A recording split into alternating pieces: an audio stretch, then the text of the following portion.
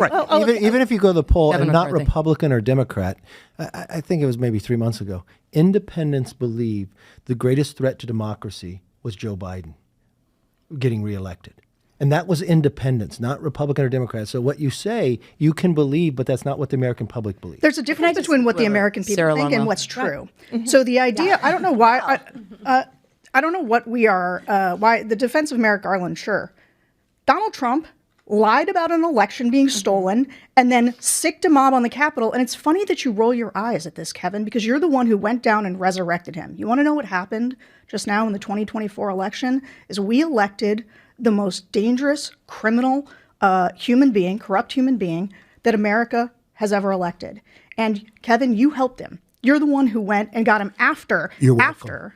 You're welcome. Yeah, sure. Thank you. Okay. And We have a lot of in ground doing to so, you enabled this. And so Joe Biden, the idea that Joe Biden's Justice Department is the problem here, as opposed to Donald Trump, and the fact that he tried to overturn an election and sick people on the Capitol, is, I don't know if people let you get away with that in rooms all the time, but you should never be allowed to get away with it. That was the bulwark Sarah Longwell doing what so many Republicans today are insulated from experiencing, some degree of accountability for their own actions. Here, Kevin McCarthy is engaging in the same manipulation that so many in the GOP use. He'll point to the fact that people believe that Joe Biden is a threat to democracy as proof that Joe Biden is a threat to democracy. But as Sarah explains, there is a difference between what people believe is true and what actually is true. The fact that people in this country believe that Biden's a threat to democracy is the end result of a 4-year disinformation campaign waged by Republicans.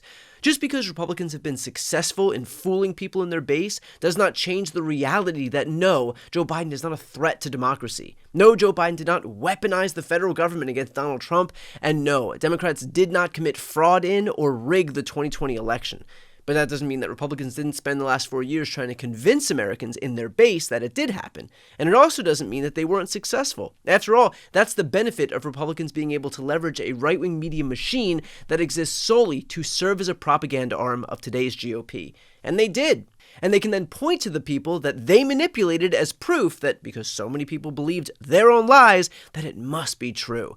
But that's just circular logic. Convince people of a lie, and then point to the fact that people believe the lie as justification to convey the lie as truth. And let's be clear, they know exactly what they're doing. They know exactly who they're manipulating, and they don't feel an ounce of shame about it.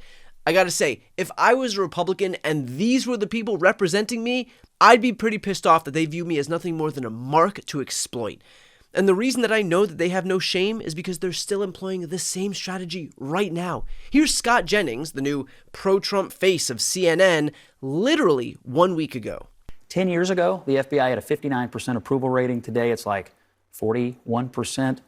There's a lot of restoration work that needs to be done to restore public confidence in this agency. It probably does need a change agent, an outside change agent, and the Republicans right now, they like this nomination. There's a long way to go, but they like it right now.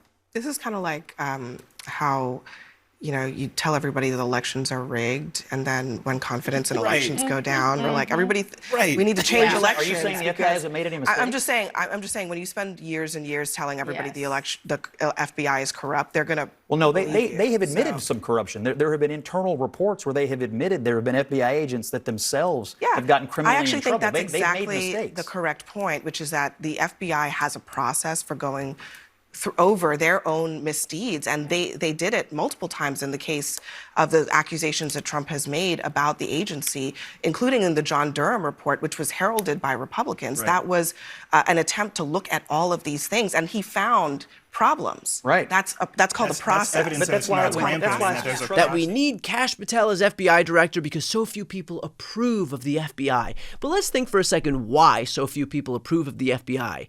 Might it have something to do with the fact that Scott Jennings' own party has spent the better part of a decade bitching and moaning about the weaponized government, all because dear leader was forced to suffer the indignity of being held to account for his own criminal behavior? God forbid. That's the thing. Republicans don't hate law enforcement because it's corrupt. They hate law enforcement because it's not. Because they, too, have to be held to account for their own actions. And that's the part they don't like.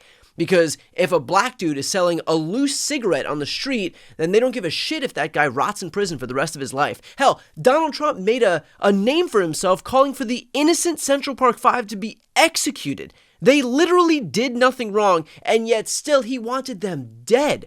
But when Trump himself steals classified documents, when Trump tries to incite an insurrection, when Trump tries to block the certification of the election results, when Trump tries to pressure the Georgia Secretary of State, Brad Raffensperger, into finding 11,780 non-existent votes to anoint himself the winner of an election that he lost, when Trump tries to get the states to send false slates of electors, well, you see, that's all well and good. No harm there.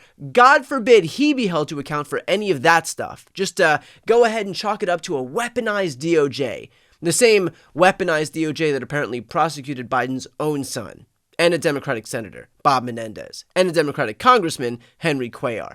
Yup, sure sounds weaponized to me. Of course, you can have a Democrat-led DOJ prosecute literally every Democrat in Washington, and still these Republicans would think that it was weaponized against Trump. If Trump got so much as a parking ticket, these people curl up into the fetal position and cry foul.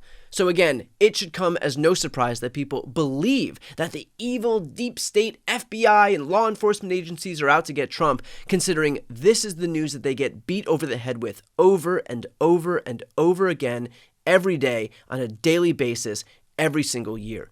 Republicans, to their credit, are relentless in their messaging. Democrats are not. It's something that I've been beating the drum about for years. The need for a strong, independent, progressive media ecosystem to combat what is happening on the right. If you'd like to help build it up and you're not yet subscribed to this channel, please hit the subscribe button and find other progressive creators to support as well. Because what Kevin McCarthy and Scott Jennings and the rest of these Republicans are saying here is the symptom of a larger problem that it's only going to get worse.